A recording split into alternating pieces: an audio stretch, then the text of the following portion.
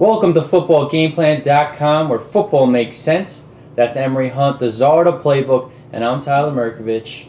And we have a SEC West clash on our hands that could determine the division. It's LSU at Alabama. They call this a Nick Saban ball nowadays. But the Riverboat game that LSU has the offense peaking at the right time. And it's a tale of two different quarterbacks. Jordan Jefferson started off a rough patch this early in the season. Now he's playing very well. Greg McElroy, the quarterback for the Tide, he started off very well. Now he is struggling. So this is going to be a great game between two great defenses. Who's going to score more points in that offense? What are your keys to victory for the Bayou Bengals? Well, keys to victory for LSU, number one, O-line play. LSU's offensive line gives up 25 sacks. Alabama's defensive line and defense comes in with 25 sacks.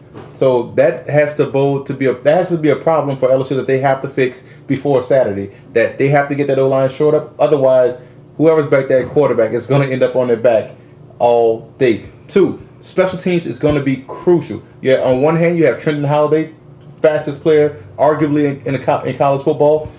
Alabama, you have Arenas, another speedster back there, aggressive with the football as a punt returner. So it's going to have to come down to special teams. LSU is going to have to win that battle. Nick Saban is almost up there with Frank Beamer as far as like special teams dynamos, as far as like blocking kicks and everything. So LSU has to win the special teams battle. And third, you have to look at, they're going to have to beat Alabama throwing the football, because Alabama with Cody in the middle, they stuffed the run. It's already 2nd and 10 right now. So they have to win with passing.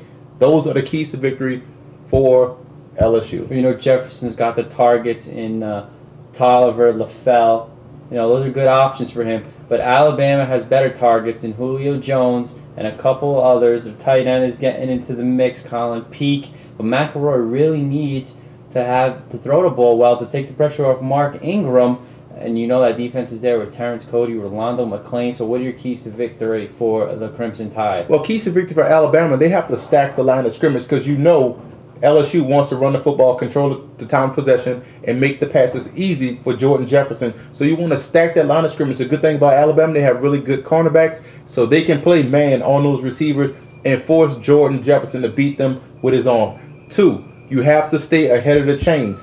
That's important for Richardson as well as for the starter in Ingram. Those guys have to keep the chains moving to make it more manageable for McElroy to get back in that groove. And third, you look at, they have to take safety Chad Jones out of the game. Chad Jones is a big playmaker for the LSU Tigers, especially in the secondary. And the way you take him out of the game, tight end, you mentioned Colin Peak.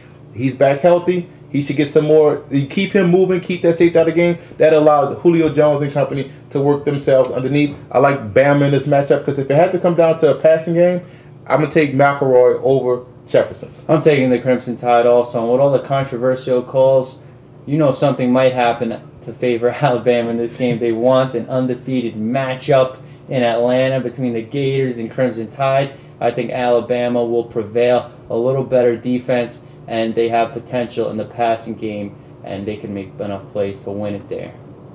For more college football coverage, visit footballgameplan.com/NCAA.